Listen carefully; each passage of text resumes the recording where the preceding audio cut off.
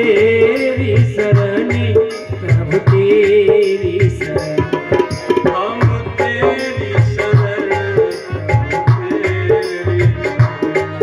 हम तेरी शरणी प्रभु तेरी शरणी तेरी राज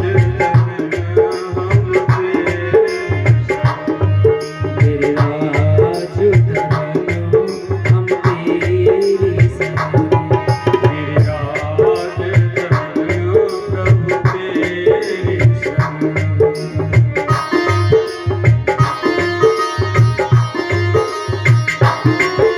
गिरिराज धरण हम तेरी शरण ओ तेरे राज धरने हम तेरी शरण हम तेरी शरण प्यारे तेरी शरण हम तेरी शरण प्यारे तेरी शरण हम तेरी शरण लाला तेरी शरण हम तेरी शरण प्यारे तेरी शरण तेरी राज धन हम तेरी शरण तेरे राज धरनो हम तेरी शरण तेरी राज धन प्रभु तेरी शरण तेरे राज धरनो हम तेरी शरण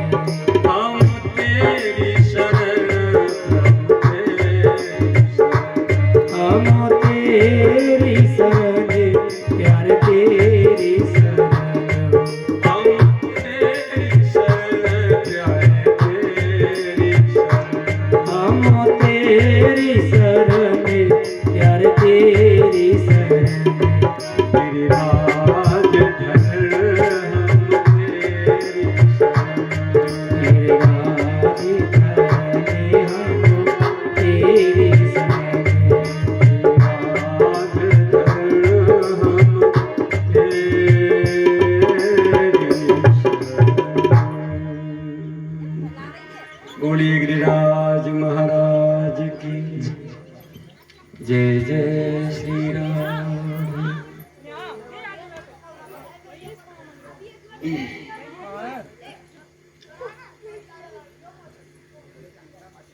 सदगुरुदेव भगवान की, राधा गोविंद भगवान की, श्री सीताराम जी महाराज की, गौरी शंकर भगवान की, अपने अपने माता पिता की, स्थान देवतान की, व्यक्त अव्यक्त महापुरुषन की, हनुमान जी महाराज की अहेतु की असीम प्यार दुलार भरी कृपा अनुकंपा अनुग्रह प्रेम और आत्मीयता से इन सबकी भावमयी कृपा भरी उपस्थिति में आज श्रीमद् भागवत महापुराण का पंचम दिन आनंद में रसभरी लीला रसभरी ठाकुर की और मोद भरी गारी या बेवकूफ बाबा की अच्छी लगी हो तो और बुरी लगी हो तो हम क्या करें, लगी तो लगी, बुरी लग गई हो तो हमारी लौटा दियो, अच्छी लगी हो तो घर को ले जाइयो, हलवा बना खा लो। बोल गिरिराज धरण की जय। नाश्ते के आम है ना, जल्दी निकल खाए खाए के सो रहे होंगे खर्राटे मार के और पूरी नींद लेके पचाए पचो की तब आएंगे। चलो फूफा जी आएगी, फूफा जी अब कथा सुना। हाँ तय राजी है साहब, फूफा जी तो तेंदुल चल के आ जाए और तुम पे यूं तो निकल के ना आ जाए तो हम कहा करें। जब हमें गुस्सा आ गई और रोने लग गए ना, दादा इसे बड़ी जोर से रो में, हाँ गिरिराज जी तक आवाज जाएगी, फिर तुम पे रहूंगा और नहीं चाहे कितनी टॉफी दी हो तुम। हाँ आज षष्ठम स्कंद में प्रवेश करेंगे और बहुत प्यारा अजामिल उपाख्यान आप सुनेंगे। बहुत मीठी मीठी कथाएं आज, और बहुत कथाएं, निरी बोरी भर के, ट्रक भर के कथाएं आज इतनी करनी है। जो केवल के जन्म करने, निरे भगवान पैदा करने आज। हाँ, भगवान तो दुनिया पैदा करे, पर हमने भी जीव निकाल के आज कसम खा ली क्यों भगवान ने पैदा करेंगे। आज राम जी करेंगे और कन्हैया जी करेंगे। मैया जसोदा और देवकी दोनों रात भर, और कौशल्या मैया, केकई मैया, सुमित्रा मैया, सबरी दर्दनते बावरी हरिया रात भर। आज सबन के लाला पैदा करने हैं। गले यानी कितने अवतार होंगे आज। दादा यीशु आज ना रोग रुक रही हमारी। हाँ हाँ, आज चाहे 7 बज जाए चाहे 11 बज जाए रात के, हम ना हट रहे। हाँ, चाहे चारी भैंस भूखी रह जाए, चाहे धारे पड्डा पी जाए, हमें कोई लेना नहीं। ठीक है, बहुत ही प्यारा चरित्र।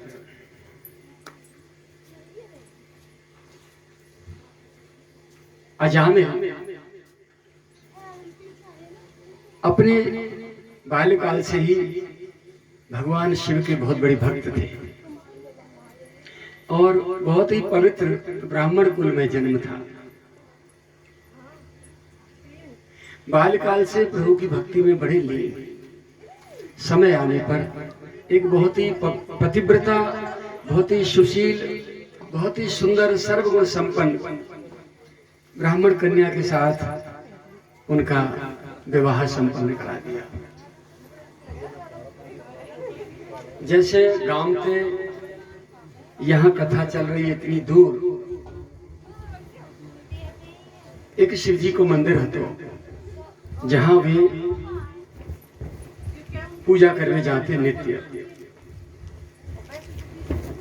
लेकिन कर्म की गति बहुत गहन है, बहुत गूढ़ है, और जीवन में पता नहीं कब कौन सा अच्छा और बुरा प्रारब्ध अपना चिट्ठा लेकर उजागर हो जाए, और भले वो प्रकृति बस चुका है भला है। भले भले चतुर श्रोमणी विद्वान भी कई बार मार्ग से विचलित हो जाते हैं। ऐसा ही कुछ हुआ अजामिल के साथ।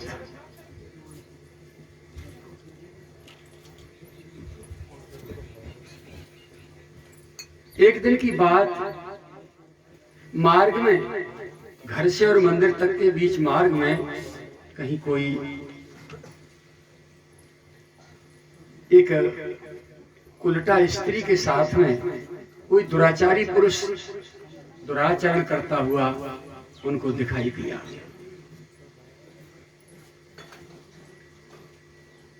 वेश्या तो सुंदर स्वरूप बना के बैठती ही है।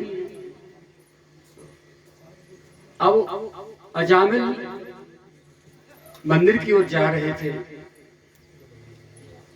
बस दृष्टि उधर पड़ गई तो सब पूजा पाठ भूल गए और उस वेश्या के साथ रमण करने लगे। इतनी बुरी तरह से आसक्ति हुई, इतनी बुरी तरह से आसक्त हुए कि अपनी घर की सुंदर सुपात सुलक्षणा पतिव्रता को भी भूल गए, अपना वंश भी भूल गए।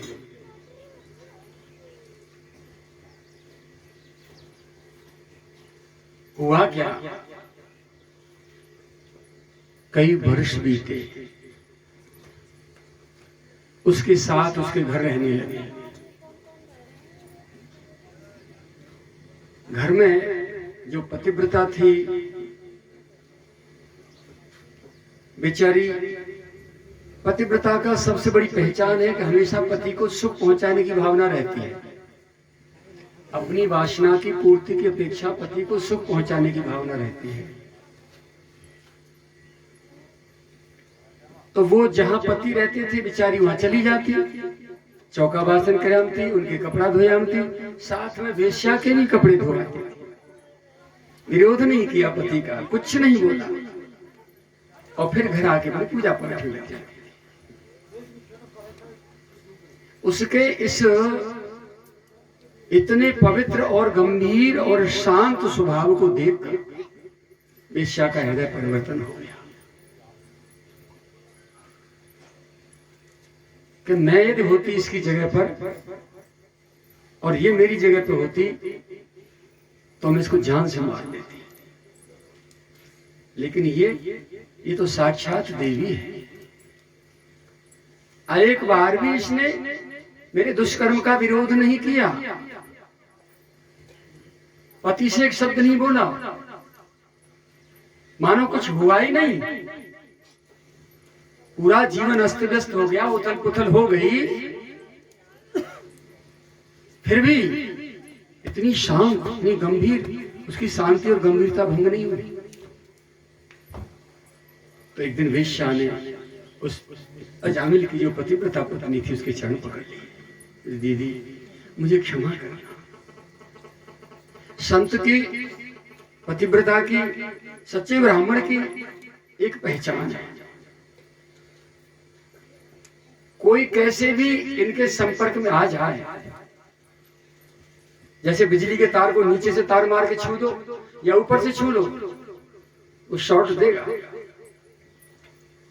बस ठीक वही हुआ। पतिव्रता का स्पर्श करते ही हृदय बदला और क्षमा याचना।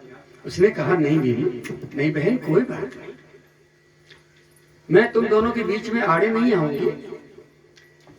और बिना संस्कार के, बिना प्रभु की कृपा के, बिना लीला के, बिना प्रारब्ध के, बिना भाग्य के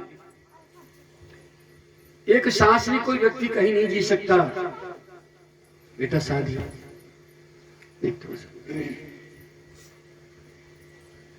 और बिना भगवत कृपा के ये सब कुछ संभव नहीं। जो भी कुछ हो रहा है प्रभु इच्छा से हो रहा है, इसलिए मुझे कोई न चिंता है और न कोई शोक है, न कोई दुख है, न कोई हर्ष है, कोई बात नहीं। मैं तो इनकी चरण सेविका हूं, ये मेरे भगवान है पति रूप में, इनको जहां सुख मिले मैं वहां जाऊंगी, मैं वहां सेवा करूंगी, इनके सुख में बाधक नहीं। बोले वो तो मैं देख रही हूं कि आपने एक शब्द नहीं बोला है। बेटा खींच रोले।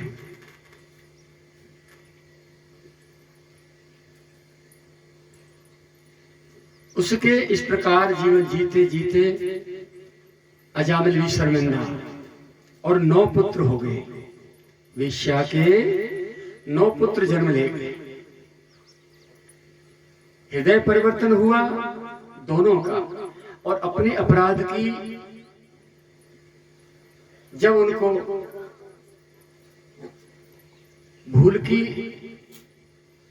जब उनको अनुभूति हुई दोनों को, उसके बाद एक बालक गर्भ में और आया, 10वां।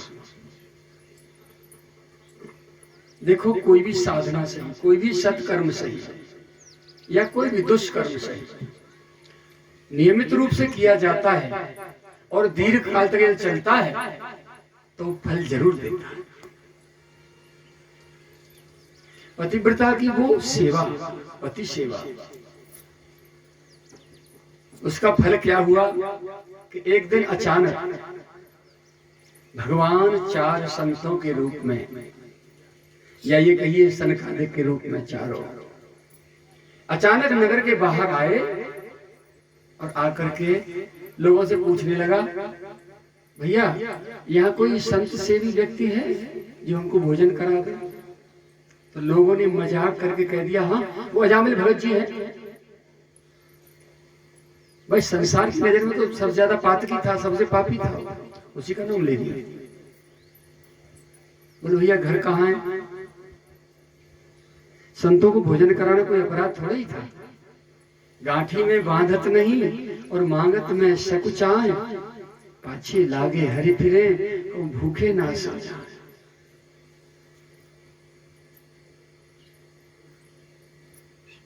खुद भी करा सकते थे संतों को भोजन, लेकिन नहीं, भोजन नहीं कराया। व्यंग बोल का वो अजामिल भगत जी को, घरे बाबा गली में सामने चले जाओ, उनके यहाँ संत सेवा हो। संत पहुंचे, दरवाजे पे आवाज लगाई, माता भिक्षाम देहि। पतिव्रता थी। त्रिकाल दर्शिता प्राप्त हो जाती है, दौड़ के बाहर आई, देखा एक नहीं चार चार, और वो दिव्य तेजवान संत दरवाजे पर खड़े। आज तो मेरी कोई सौभाग्य उदय हो गई। बस वहीं से लेट के साष्टांग प्रणाम करी, गुरुदेव आज्ञा करिए। देवी प्यास भी लगी है और भूख भी लगी है, क्योंकि पहले महापुरुष पैदल चलते थे, अब तो मर्सिडीज गाड़ी में चलते हैं। कौन कौन सी गाड़ी होती मैं तो नाम ना जानू। फॉर्च्यूनर है कि 8 चूनर हो कि 16 चूनर हो, चूनर ही चूनर हो खाली, मैं ना जानू काका नाम हो। ये छोरा बैठे जाने नाम ले रहे गाड़ी में, रोज आना आने दो ये रोज आना आती है। कथा प्रारंभ होती है, मकरी रोज आना व्यासपीठ पे आती है।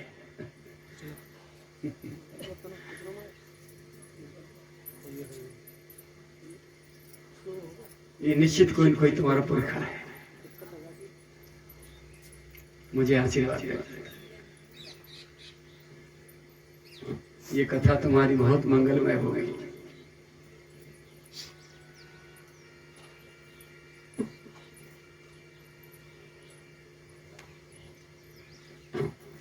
तो संतों को अंदर ले गई, आसन बिछाए, चरण धोए, जल पिलाया, आरती करी।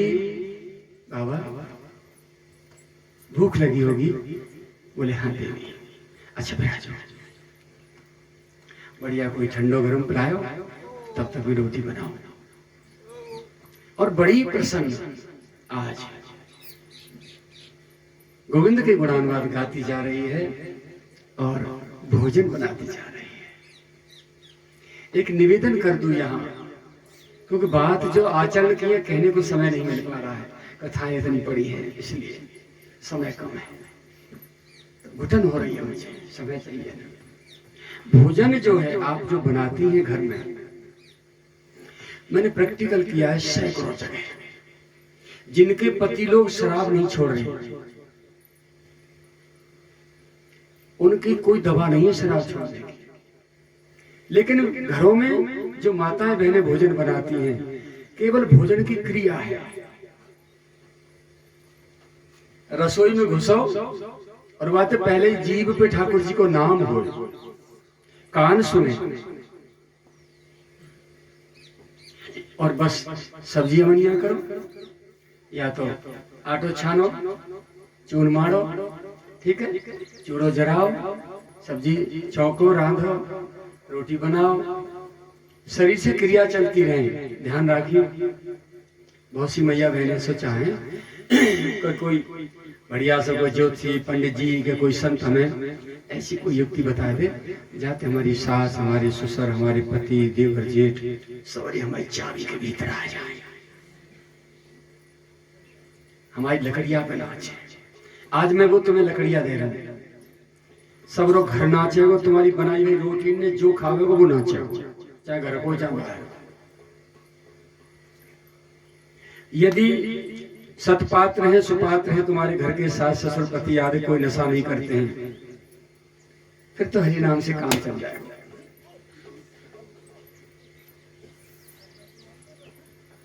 फिर तो ठाकुर जी के कीर्तन से काम चल जाएगा। कीर्तन करते जाओ, श्री कृष्ण गोविंद हरे मुरारे ही नाथ नारायण वासुदेव, अथवा हरे राम राम राम हरे हरे, हरे कृष्ण कृष्ण कृष्ण हरे हरे, अथवा राधे श्याम श्याम श्याम राधे राधे, राधे कृष्ण कृष्ण कृष्ण राधे राधे। अथवा तुम्हारे कोई गुरु जी हो, उन्होंने जो नाम दिया हो वो नाम जपिए, लेकिन रसोईया में तुम्हारी जीभ खाली नहीं रहनी चाहिए। और युक्ति बताऊं, बहुत बढ़िया। अब तो ये चप्पल है ना, चप्पल जेब जेब में धरी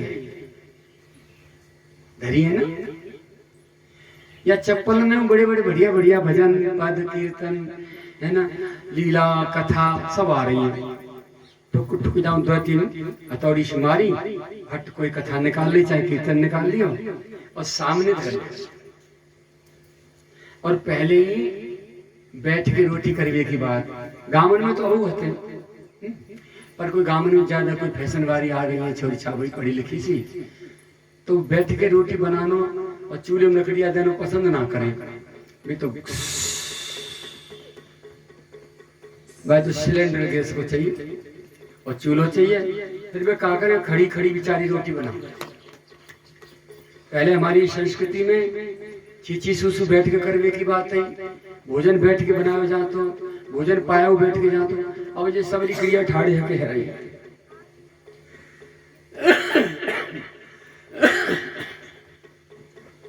चीची सूसू ठाड़े के है, भोजन बनाया जा रहा ठाड़े है और खाया लड़ामनी ने पे भैंसन की ठाड़े है जा रहा। बात कहे हम विकास हुआ है, डेवलप हो गए हैं क्या? बोले बफर सिस्टम है लाला, लाला के ब्याह में, लाली के ब्याह में। अब मैं तुमसे पूछूं, अंग्रेजी तुमने पढ़ी होगी, नहीं पढ़ी है तुम वो तो सुन लो, देसी अंग्रेजी, अरग अंग्रेजी, तुम अंग्रेजी पढ़े, अरग अंग्रेजी के बफेलो कहते हैं भैंसिया, और भैंसिया ठाड़े यार खावे लो हम पे। और भाई पढ़े लिखे बाबूजी डॉक्टर बैरिस्टर कलेक्टर इंस्पेक्टर और काका टर जितनी है दुकान सब वे क्या है, बोले बफर सिस्टम है यार। और वो भैंसिया छोटी छाटी सांकर में थे जाते बाकी मोहड़सानी मोहड़ मारे, बाकी लड़ामनी में खाया ही, बाकी लड़ामनी खाई, ऐसे सबरे भजे ढूंढे भैया। एक लड़ामनी सी में सानी धर दी जाए और बरातर में जाने वाला क्या, बोले बफर सिस्टम है, कुछ भी खाओ जाके मन में जो आवे सो खाओ। बफेलो थे बफर भयो तो तुम है भैंस के लाला अड्डा जो ठाड़े के भोजन कर। तुम्हें पता ना कितनी बीमारी हो, खड़े के भोजन करवे थे, खड़े के जल पी लेते। अपेंडिक्स है सीधे हाथ पे, एक नीचे यहाँ भूख में एक नस है। भोजन खड़े होकर करेंगे आप तो नल खड़े रहते हैं, दोनों टांगों की जो हड्डी है वो सीधी पीछे रीढ़ से जुड़ी है और आगे पेट में होके भी पूरा कंकाल बंधा हुआ है इससे, और वो पूरा सिस्टम खुला होता है। तो भोजन का ग्रास कई बार उस नस में चला जाता है, अपेंडिक्स हो गई, फिर वो नस बढ़ जाए, भोजन जब तान दे गुब्बारे की तरह, फिर वो नस कटे, पेट फटे, तो जी है पड्डाक और भैंस को भोजन।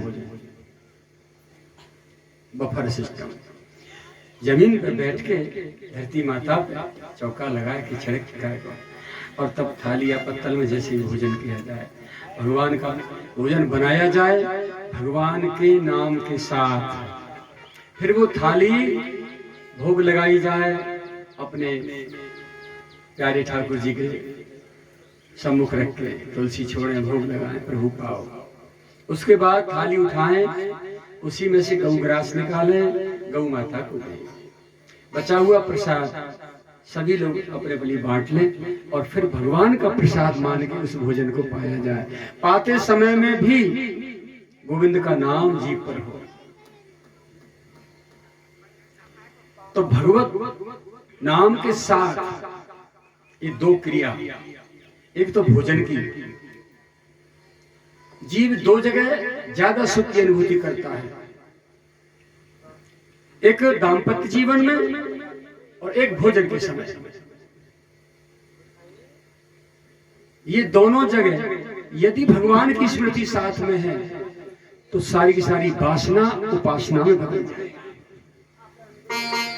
जो भोजन खाओगे वो अमृत हो जाएगा और जो संतान होगी भगवत नाम चिंतन के साथ वो भगवत भक्त होगी। आजकल की जो कुतलैंड भजी डोल रही है ना, शराब न पीते डोल रहे, माँ बाप की बात ना माने, छोरी छोरा ले गई दूसरे भाग में, सबरे बड़ी बड़ी काम न कर रहे हैं, वो बड़ी बड़ी रिसा आ रहे जाने काका को मैं पर मेरे चाह रहा हूँ, काकरू बैठे बैठे फटे जा रहा हूँ अपने आप में, कोने मारूं। बहुत से तो ऐसे जो मुझे गिरा लेंगे, पर ऐसे बहुत संस्कार विहीन होते जा रहे हैं। भारतीय संस्कृति का नाम नहीं है। और चली चल रहा फटे फटे घुटन पजामन पहन के ससुराल तक जा रहे मेहमान जी, और फटे फटाए बड़े तेज और आ रहे। हम जी कहते हैं यार, लोग ने कहते सुनी बल्कि बूढ़े ने कहते हैं कि 12 साल पीछे तो घोड़े क्यों बदले भैया। तो फटे टूटे ने क्यों बदल गई? पहले थेगड़ी लगा लेते, शर्म के मारा थेगड़ी दो काम में डोलते, और अब तो थेगड़ी थेगड़ी नहीं, थेगड़ी थेगड़ी थेगड़ी ने कपड़ा बना और बड़ी फैशन में जा रहे हैं करके गली में। या मूर्खताओं का ठिकाना। तो भोजन के समय और एकांतिक दाम्पत्य जीवन में भगवान की स्मृति हो। अरे कोई प्यार से,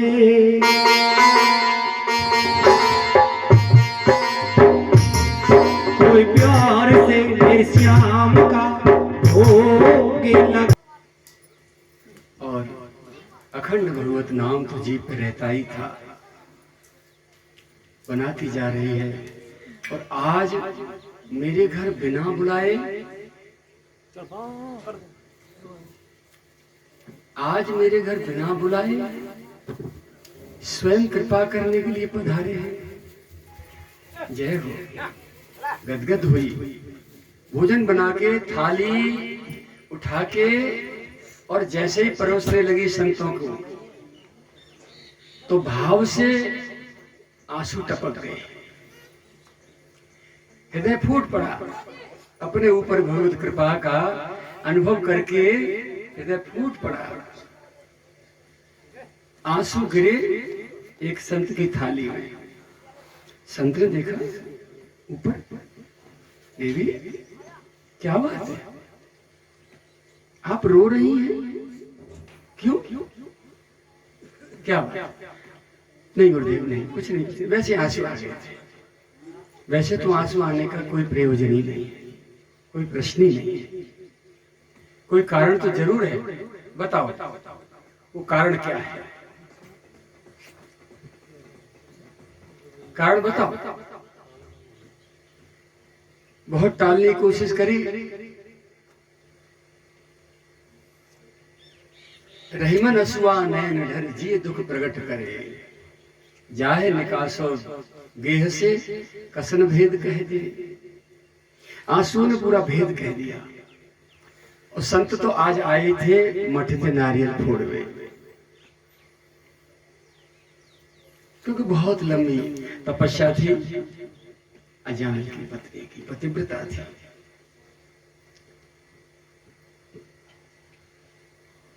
संतों के पूछने पर जब संतों ने कहा देवी हम भोजन नहीं करेंगे, यदि तुम कारण नहीं बताओगी तो भूखे चले जाएंगे।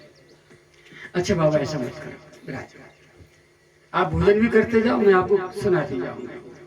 अजामिल के पतित होने का पूरा वृत्तांत उस देवी ने उन्होंने संत रूपधारी भगवान को सुना दिया।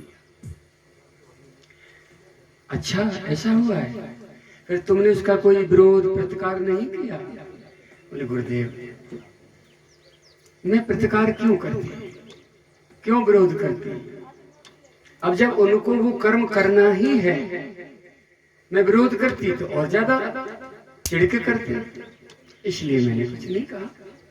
और मैं पतिव्रता हूं, मुझे कष्ट इस बात का नहीं है कि उन्होंने जीवन भर मुझे प्यार भरी नजर से देखा नहीं। कष्ट इस बात का है कि मैं पतिव्रता होते हुए भी मेरे पति को दुर्गति हो जाए, ये इस बात का मुझे शौक है।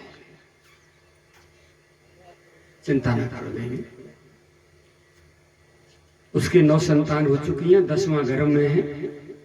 उस 10वें पुत्र का जो बालक होगा उसका नाम तुम, एक संत ने कहा ना, दूसरे ने कहा रा, तीसरे ने कहा य, चौथे ने कहा अणा, चारों ने मिलकर के नारायण ये नाम अब उस पुत्र का रख लेना। समय आने पर बालक हुआ, उसका नाम नारायण रखा गया।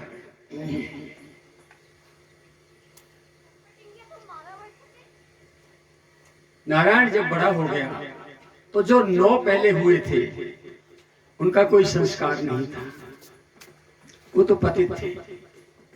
और 10वां हुआ तो दोनों का हृदय परिवर्तन हो गया था, तब ये बालक गर्भ में आया था।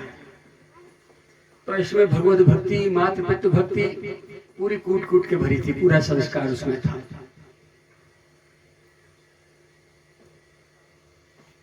वो निरंतर अजामिल की और अपनी माँ के सेवा में लगा रहता था। एक दिन अजामिल जब अस्वस्थ हो गया और मरणासन स्थिति हुई